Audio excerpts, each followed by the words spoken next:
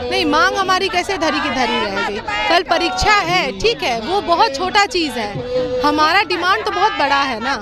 तो परीक्षा एक छोटा सा उसका एक हिस्सा है, क्योंकि अब हम सत्याग्रह में सिर्फ एक परीक्षा को लेकर नहीं है, अब हमारी 5 डिमांडें हैं। प्रूफ दीजिए। प्रूफ कहाँ से बच्चे देंगे? आप बच्चे को एक कलम और एक एडमिट कार्ड के अलावा कुछ लेके अंदर नहीं जाएंगे तो बच्चे कहाँ से प्रूफ ला के देंगे? प्रूफ तो आपको देना होगा ना।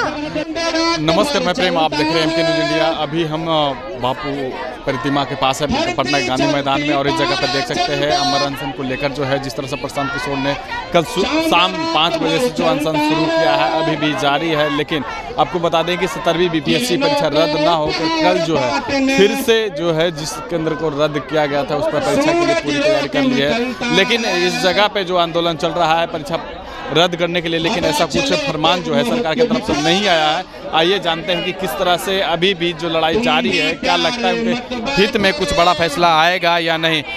क्या लगता है मैडम, परीक्षा रद्द होगी? हो नहीं पर देखिए आगे क्या होता है, लेकिन हम लोग उसी के लिए बैठ गए, क्योंकि हमारे बच्चे भी इसमें पढ़े हैं, मेहनत किए हैं और उनका मेहनत बेकार जा रहा है, इसीलिए हम लोग यहाँ पर बैठे हुए हैं। देखिए, कल जो है परीक्षा का पूरी तैयारी कर ली गई है और कल केंद्रों पर जो है चारों तरफ कुछ धाराएं भी लगा दी गई है और तैयारी भी कर ली है, और आप लोग जो है अनशन पर बैठे हुए हैं, तो क्या लगता है सरकार झुकेगी? देखिए, सरकार झुकेगी नहीं झुकेगी ये तो बता नहीं पाएंगे, लेकिन हम सच्चाई के रास्ते में हैं और हम नहीं झुकेंगे। पूरी कैसी होगी? कल तैयारी भी कर ली है, आपकी मांग है तो आपकी मांग तो धरी की धरी रह गई। नहीं, मांग हमारी कैसे धरी की धरी रह गई। कल परीक्षा है, ठीक है, वो बहुत छोटा चीज़ है, हमारा डिमांड तो बहुत बड़ा है ना। तो परीक्षा एक छोटा सा उसका एक हिस्सा है, क्योंकि अब हम सत्याग्रह में सिर्फ एक परीक्षा को लेकर नहीं है, अब हमारी 5 डिमांडें हैं। मैं आपको दिखा सकते हैं, ये सारी डिमांडें हैं और हमारा ये अनशन भी इसीलिए है कि सरकार अब यहाँ बिहार के युवाओं के लिए ये 5 डिमांड को पूरा करे। क्या क्या इसमें देखिए, एक तो है कि री एग्ज़ाम, जो शुरू से हमने री एग्ज़ाम का डिमांड किया है।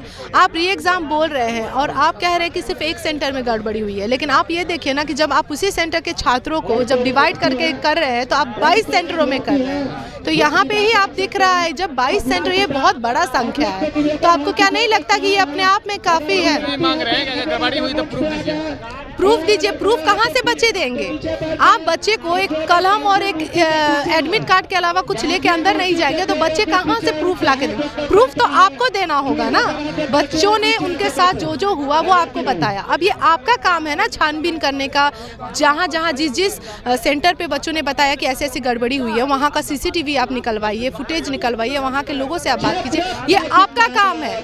आप उल्टा बच्चों को ही मांग रहे हैं कि आप प्रूफ दीजिए, कहाँ से बच्चे प्रूफ लेके आएंगे? ये 5 मांग कौन कौन से बता दीजिए। ये 5 मांग में यही है कि एक तो है कि 17वीं बीपीएससी परीक्षा में जिस तरह से भ्रष्टाचार हुई है उसको आप खत्म करिए, री एग्ज़ाम, कंप्लीट री एग्ज़ाम की है। दूसरा में है कि 2015 में जो 7 निश्चय के तहत ये वादे किए गए थे कि 18 साल से 35 साल तक के जो बेरोजगार युवा है उनको बेरोजगारी भत्ता दी जाएगी, ये आपको पूरा करना होगा। कहाँ हमारे युवाओं को बेरोजगार भत्ता मिल रहा है? एक तो आप बेरोजगारी बढ़ा रहे हैं और जो थोड़ा बहुत नौकरी निकल रहा है तो उसमें भी आप बिहार भूखे मर रहा है और आप बाहर के लोगों को नौकरी दे के भेज रहे हैं, है ना। तो ये तो पूरी तरह से नाइंसाफ़ी हो रही है।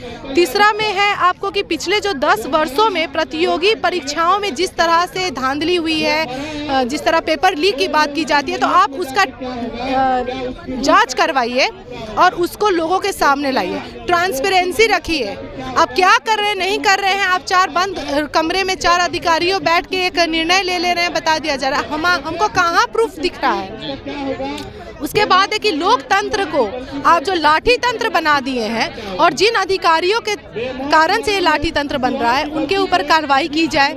लेकिन लाठीचार्ज के ऊपर भी कहा जा रहा है कि अभी जो लाठीचार्ज हुई हल्के बल का प्रयोग किया गया है। ये आप कैसे, जिन बच्चों पे लाठी चार्ज हुई है उनसे जाके आप बात कीजिए, उनसे पूछिए उनका दुख क्या है, उनसे पूछिए जाके कि उनका पीड़ा क्या है, किस तरीके से ठंड में, अंधेरे में, रात में, दिन में आप कोई समय नहीं देख रहे हैं, आप ना मौसम देख रहे हैं, आप सीधा बच्चों पे पानी बरसा रहे हैं और पानी बरसा के गीले शरीर में आप उन पे लाठी प्रहार कर रहे हैं। पांचवा क्या है? पांचवा है कि बिहार की जो सरकारी नौकरियों में बिहार के युवाओं की कम से कम 2/3 हिस्सेदारी जो है यहाँ के डोमिसाइल के लोगों को मिले। जो नौकरी आप दे रहे हैं सरकारी नौकरी, उसमें कम से कम 2/3 जो है आपको बिहार के बच्चों को देना है। जिस तरह आप देख सकते हैं बीपीएससी टीआरई में जो है आपने किस तरह से बिहार के बच्चों के साथ बिहार के बच्चों को दरकिनार करके बाकी सारे राज्यों से आपने बुलाया। तो यही डिमांड है हमारा। अमर अनशन करने से क्या मांगे पूरी हो जाएगी?